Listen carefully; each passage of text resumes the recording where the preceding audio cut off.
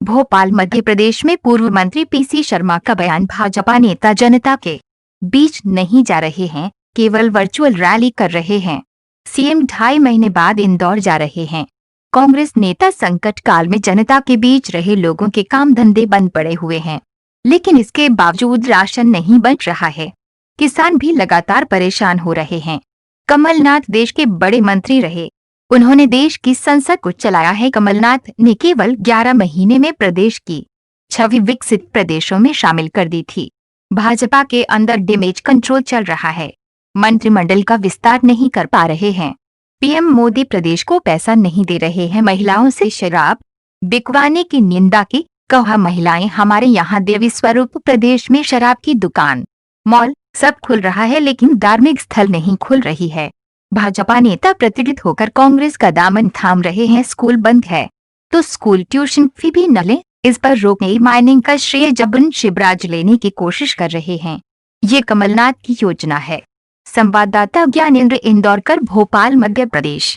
मंत्री जी ने, जिनको ये बीजेपी हल्के में ले रही, जिनने एक बार प्रधानमंत्री जी से कह दिया था कि जब मैं केंद्रीय मंत्री था, आप मुख्यमंत्री थे, हमने बहुत पैसे दिए, अब आपकी बारी है तो प्रधानमंत्री हम बहुत पैसा देंगे, पर तब भी नहीं दिया और अब भी नहीं दे रहे हैं प्रधानमंत्री जी। तो उनने कहा था कि जो सियासत आपने शुरू की है, ख़त्म कमलनाथ जी करेंगे। देखना, इस प्रदेश के नहीं, इस देश के बड़े नेता रहे हैं। 10 साल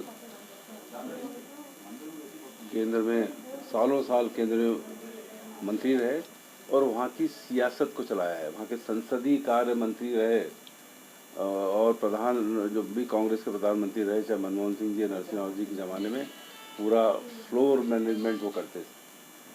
और मैं समझता हूँ कि बहुत अचीवमेंट है। और 15 महीने भी नहीं, वो कहते हैं 11.5 महीने थे। 1 महीने तो ये सौदेबाजी और ख़रीद फरोख्त में जो कर रही थी बीजेपी, उसमें निकल गया।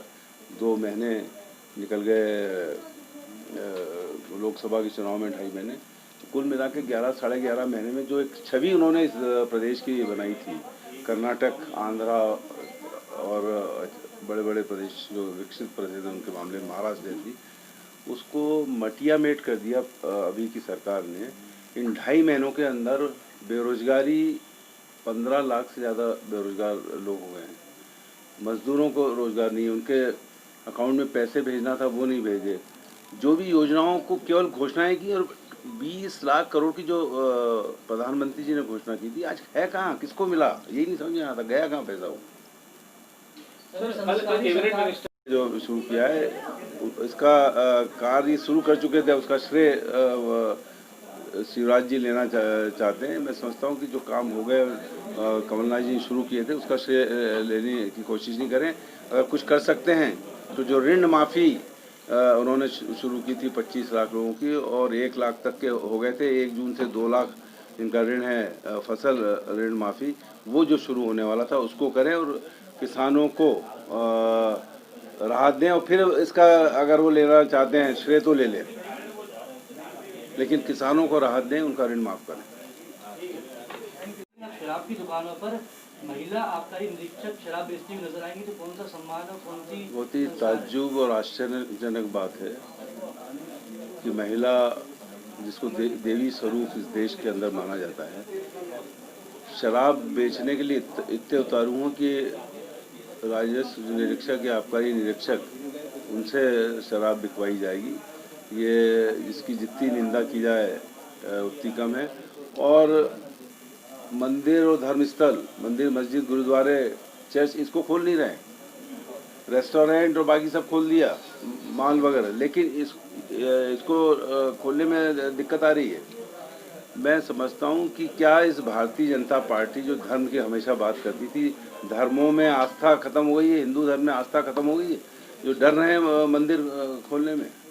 मैं समझता हूँ कि जितनी सोशल डिस्टेंसिंग और जितना डिसिप्लिन धर्म स्थलों पे हो सकता है, मंदिरों में हो सकता है, मंदिर, मस्जिद, गुरुद्वारा, चर्च में हो सकता है, उतना ये मॉल और रेस्टोरेंट और इन सब में नहीं होगा।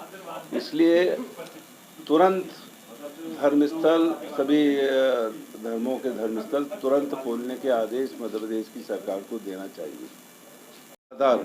कि स्कूल के बच्चों की ट्यूशन, ये बार बार नोटिस देके मांगे जा रहे हैं, मुख्यमंत्री जी तुरंत रोक लगाएं। और जब नो स्कूल नो ट्यूशन, जब स्कूल नहीं लग रही है तो ट्यूशन किस बात का, इस ट्यूशन फ़ी किस बात की, इसलिए ट्यूशन फ़ी पर रोक लगे, ये हमारी मांग है। भारतीय जनता पार्टी में जो पीड़ित हो गए हैं, प्रताड़ित हो गए हैं, वो नेता हैं, चाहे वो बालेंद्र शुक्ला जी हो, चाहे प्रेमचंद गुड्डू हो, चाहे जो बीएसपी के बहुत से नेता जो आए, ये स्वतः आ रहे हैं। कांग्रेस ने कहीं किसी को अप्रोच नहीं की। वो वहाँ की जो प्रताड़ना है और जो उनके सिद्धांत है, संविधान को तोड़ने के, संविधान को ख़त्म करने के, कि ये धारा ख़त्म कर दो, वो धारा ख़त्म कर दो, धारा 30 ख़त्म कर दो, इन सब बातों को लेकर ये प्रताड़ित होकर, प्रताड़ना से वो कांग्रेस में आ रहे हैं। कांग्रेस के सिद्धांतों में उन्होंने अपनी आस्था व्यक्त की।